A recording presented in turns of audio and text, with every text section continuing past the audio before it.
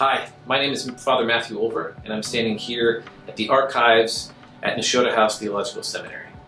I teach liturgy and pastoral ministry here, and I want to tell you a little bit about a course that I'll be teaching this summer in liturgical sources and methodology. This class will run from July 9 through 13 here at Nashotah's campus, about 25 miles west of Milwaukee, where people have been training for ministry for the last 175 years.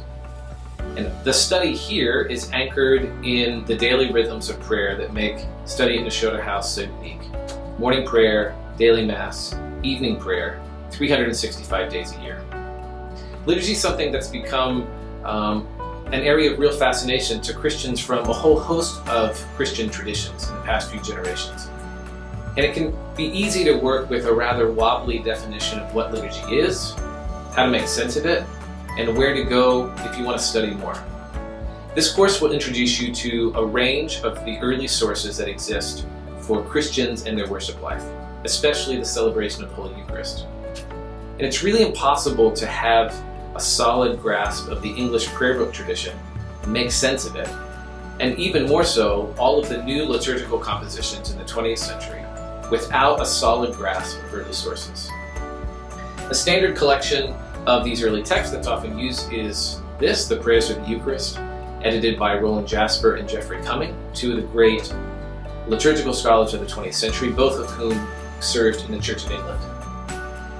We'll look at Eucharistic prayers from this text that cover the whole range of early Christian life, from France to Rome, Syria, Constantinople, Spain, and elsewhere. But there's also a lot of other sources for early Christian worship. Remember that liturgy is actually a whole lot more than just the liturgical text. Some of the best evidence we have from the earliest centuries doesn't come from liturgical texts because they haven't been found. It actually comes from sermons and theological writings from the fathers, often their teaching of the sacraments. There's also documents called church orders, which give not only liturgical information, but also address a whole range of Christian life and practice. Then once you get a few centuries later, other sorts of books to appear: sacramentaries, pontificals, rituals, lectionaries. Last year I was doing research here in the archives and came across this amazing document that we have. This is the first critical edition of the three main Western sacramentaries, the sources, the earliest sources we have of Western liturgical texts that end up serving as the basis for the English tradition and the rest of the Western tradition.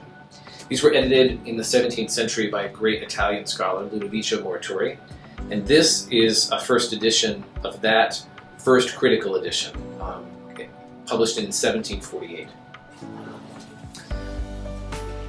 This course will introduce you to all of these sources, where to find the original language editions, what sort of information we can and can't glean from them, and it will also introduce you to some of the methods that have been used in liturgical scholarship since the 19th century, when the study of liturgy became its kind of own distinct field. So if you're interested in a deeper engagement in early Christian liturgy and want to know your way around these texts for further study, whether graduate study or maybe you just want to understand your own liturgical tradition better, I hope you'll join me this summer. July 9 through 13 at Nashotah Theological Seminary. You can register at nashotah.edu. Just click on summer programs. I hope to see you this summer.